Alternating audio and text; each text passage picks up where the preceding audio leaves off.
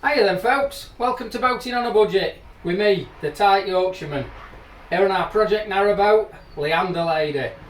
I'm sure you're aware, she's a 50-foot long narrowboat that we bought and completely stripped back to a bare shell, and we're now in the process of rebuilding her.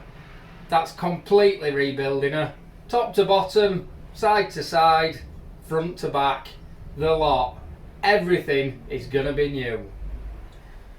I'm sure you saw on the last video that me and Dawn got the windows out, we cleaned all them up, we put all the new sidings in here, we made the new framework, all for this sort of section that's basically going to be the bathroom and then leading down into the living area. It's now a case of taking that to the next level, if you like. There's things like sort of these supports for the corners, they need taking off and fresh ones cut in that are the right size, because basically we just pop these ones on just to hold the boards in place while all the glue and everything sets up. So we need to chop some to the right size and get them fitted in the corners there so it sort of follows on down there. Got some extra supports to put in, because as you might see while we were doing it, we popped the rail in. That'll be for the sliding door that's between the bedroom and the bathroom. So then we need the support for where the wall's going to finish. So a bit of tinkering with some framework, sorting out the ceiling joints, make sure they're all in the right place for when we come to fit the ceiling. And I'm sure along the way there'll be a few brews. And I've even got something special for me dinner today. We'll have to see what that is. Time to crack on then. Get them tools out. Let's get going. Just got the last one to cut then. So we've got 3 there already to go on one side of the bathroom, and then I've got 2 there ready for the other side, and just need to cut this last one. Just marked it out. Get that on there.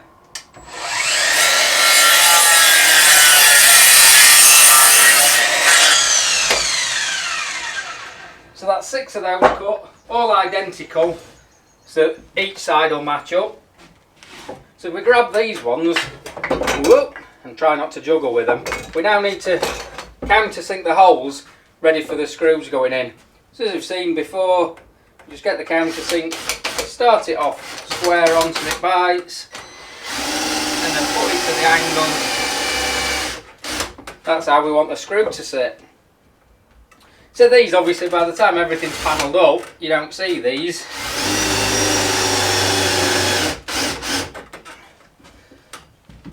Just there to hold the corners of the ceiling panel in place.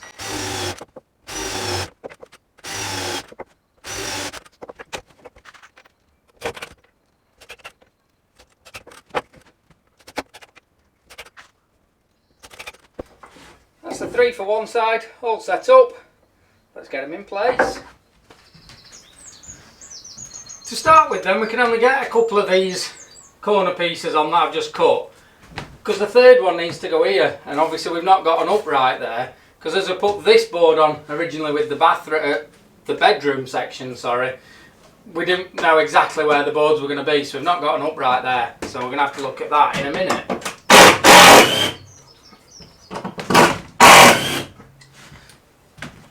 So what I'm doing is I'm using this line as the bottom of these, and that'll mean as we work down the boat and across to that side, we can keep everything nice and level.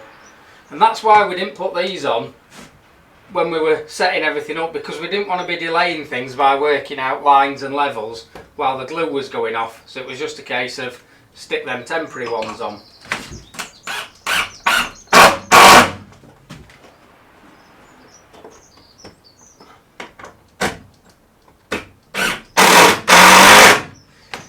And in theory, by using the same length pieces of wood and starting them at the same point down there, they should all end up at the same point up here. But I reckon we're going to find they won't, because obviously not everything's quite square and things are twisted. So it might mean, before I actually put these panels on at the end, I do need to just tweak these a little bit.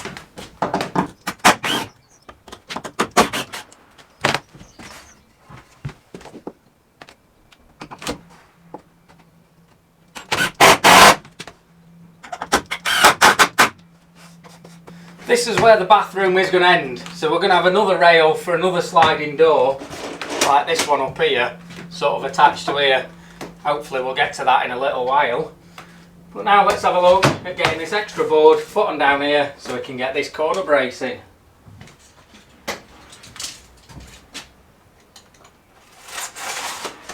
First off then, need to get rid of this piece of insulation for now, because that's obviously going to be in the way for where we need to get this extra board in. You can see we've got a nice tight friction fit there.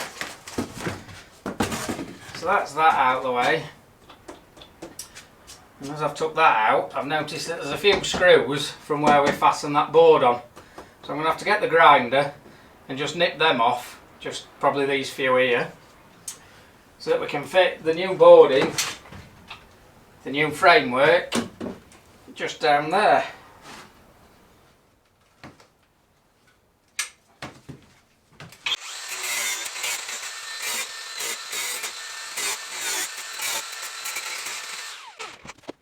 That's got them all off then, and I have cut them all off because I thought if I leave some sticking out, next thing I'm going to do is turn around, cut my hand open, and I don't like blood.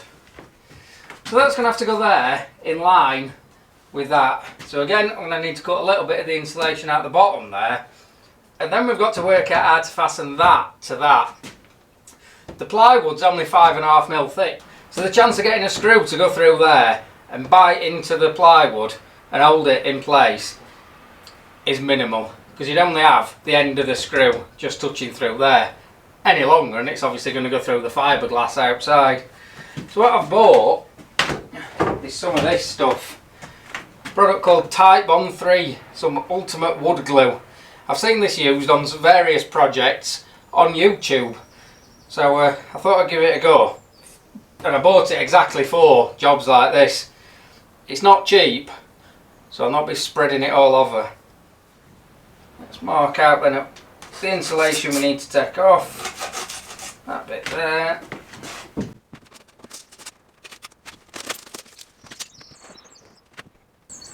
That's also just going to want a fraction more taking off this timber batten, because as you'll see I've had to cut a wedge out of it because it just steps round this lip, and I've obviously not took quite as much out of that one as I took out of these.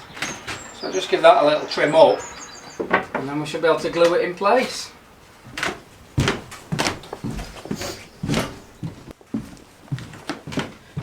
Hopefully then that'll now fit. Yeah, that's going to get that in, and it follows the line along there. This is where I'm now going to need about 17 hands, I think, because I need to glue this, hold it in place, get some screws in. Let's see. Oh, making a mess here. Hey, oh, how expensive this is. We don't want to be spilling it.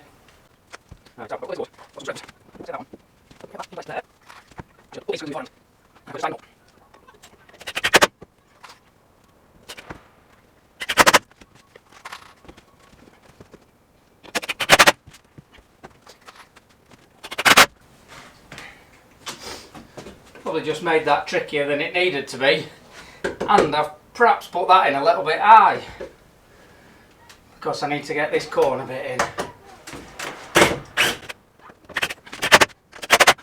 That's better. So, corner block. I now need to make sure I'm getting this in level. Then put the ruler on. Still just needs to come down just a touch. Oh, come on, Peter. That should definitely have it now. Right.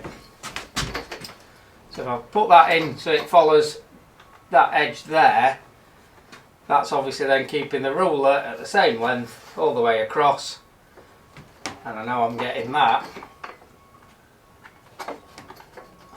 Oh, I'm struggling today. I obviously haven't had enough cups of tea, so that wants to go just there. So if you put that in to that line,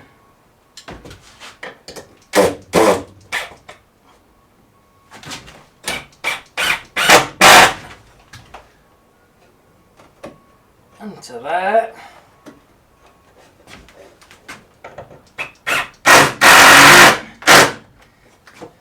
Those three should now all run nice and level. Like I said, I won't be surprised if I don't just need to tweak them ever so slightly. But that's the joy of rebuilding a 40-odd year old boat. So I'll leave those on for now. That'll just hold it while this glue sets up. And I'll do the same on that side. Get them corner pieces on. And then we can start looking at putting the rail on for the other door down there. Having just done all that, I've now realised I've done it wrong. Basically, I should have put that up there and worked off that level, because that's then going to follow through the rest of the boat. Having put it at that height, it means obviously the ones for the living room and where the bedroom are coming at that angle, and the ones for the bathroom currently coming at that angle. And although there's going to be walls and doors between them, looking down the boat, you'll see that that looks a right mess. And to be honest, I'm kicking myself because I've done both sides without even realising, even though I've screwed them next to each other. So I've now got to basically do exactly the same again, but by putting a piece of wood on there. So I think it's definitely time, get that kettle on and get a bit of lunch on. And crack on and redo all this. Who needs a Dutch oven when you've got a Tight Yorkshireman and a bit of ingenuity? A couple of cast iron pans, which in an episode coming up you'll see a bit more about some cast iron pans. Bit of pizza that were left over from the other night on top of the upturned cast iron pans, and then just a normal pan over the top. That'll warm pizza through, and due to the fact it's got the pan over the top, it's acting like a Dutch oven, so it'll mean that the pizza stays nice and moist and don't just end up all dry and horrible. And my kettle's boiling. Happy days.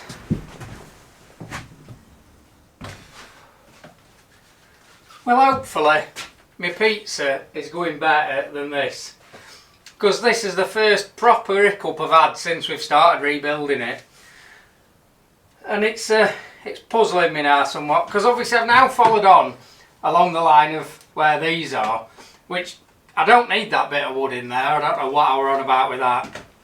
I am losing the plot. I obviously need my pizza, but yeah, I've cut these now to the right length so that those fit, working from the point that we've got that runs the whole length of the boat. So obviously I've got these in, but that now means the ones I'd already put in for the bedroom are at the wrong angle compared to those. And I can't change these because as I get down the boat, obviously the window's in the way, so we can't come any lower down. So unless I can come up with some genius idea, that means I'm going to have to change all these. Which at a quick look's not a major issue, because obviously if I change them, they'll end up a bit higher up. I can put another piece of that on, so it's not major. But it's just one of them little hiccups from rebuilding it, that although you try and plan for everything, I've just not quite got it right. Have my pizza and a scratchy head, and we'll continue on after lunch.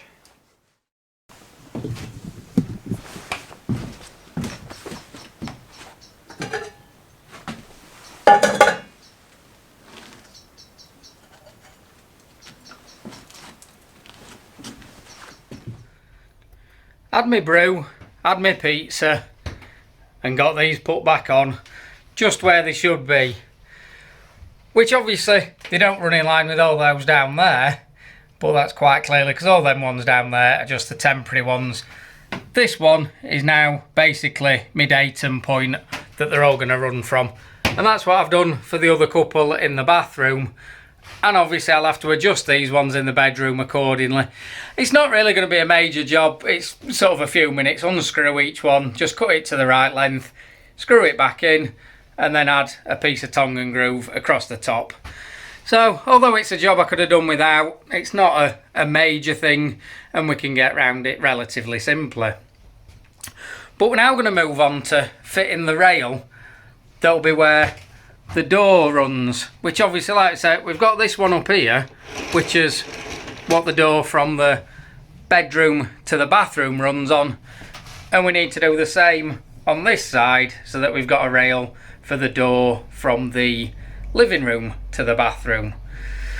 The problem that we do have, it's all problems today, I'm telling you, it's all problems, is as you'll see where these two boards join, the timber battens don't run parallel, and that's purely and simply down to the boat, because these battens are joined to the edge of the timber nice and square, but then as each piece goes on, as it follows the boat down, it's not following on square. You can see I've had that bit of board out to check, because obviously that's got a right angle corner, so I've had that big piece of ply out just to check what is and isn't square.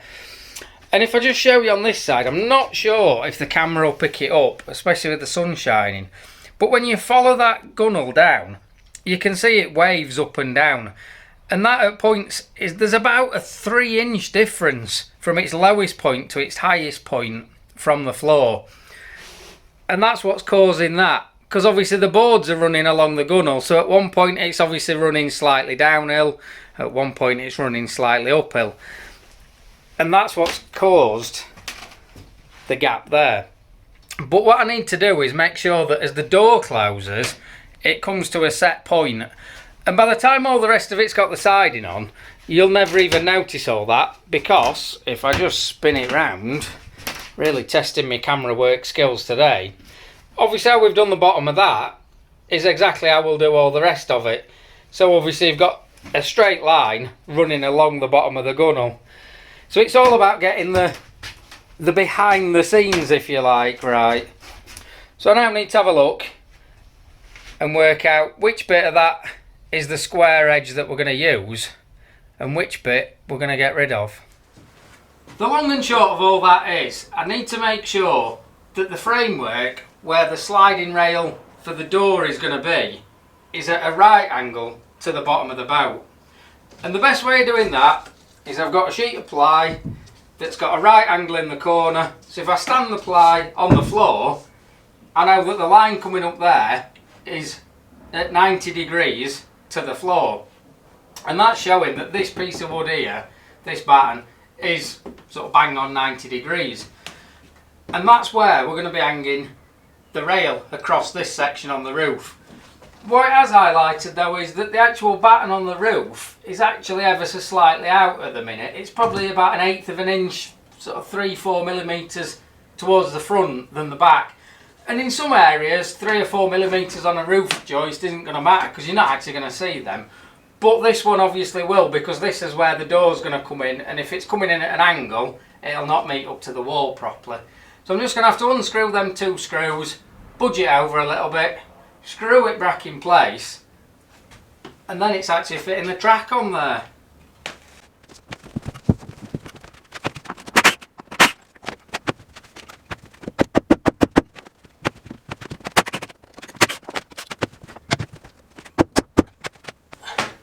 And this just shows what a good product that CT1 is, because I'd only put a little blob on it and boy is that stuck.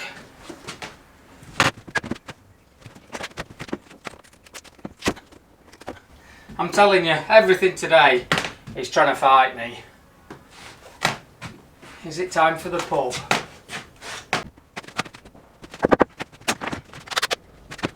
Time for my big clamp, not them Amazon specials.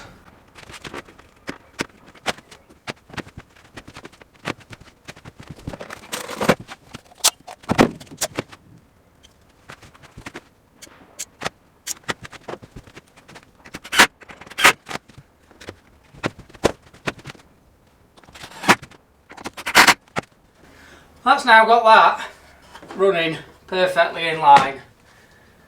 So for the first time today, I'm almost starting to smile.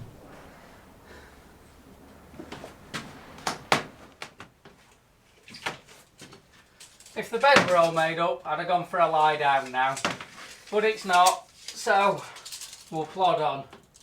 Let's have a measure up then. The rail wants cutting to 132 centimetres, about 52 inches. Let's hope we can get that bit right.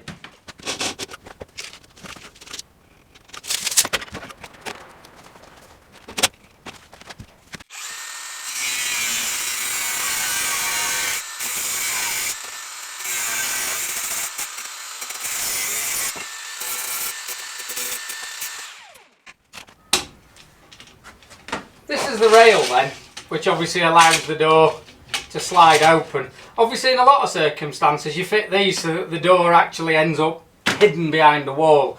We're not so much using it for that point of view, more just space saving, because obviously as the door slides back you're not having to allow room for it to angle either way. So in theory there should just be 3 or 4 screws to fit it. Let's hope it is. Just get it up there.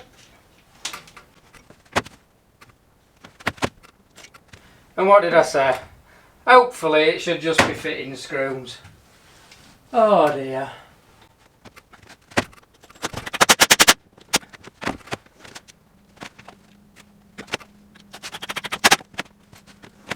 Yeah, got a nice even overlap there.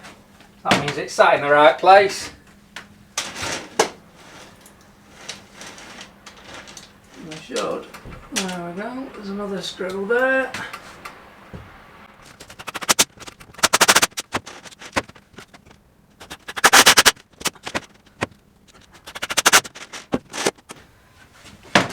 Obviously the door hangs onto them with some fittings that are included with it. We're not going to do that until we've got all the walls and everything in. But that'll then mean the door can slide out the way. And we've got access. And I think today has been what we'd call a grueler.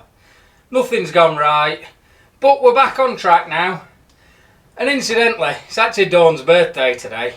So I better get me sent off to the florist and the jewellers and the off licence, get some stuff for her, and I'll see you all later folks. Bye bye.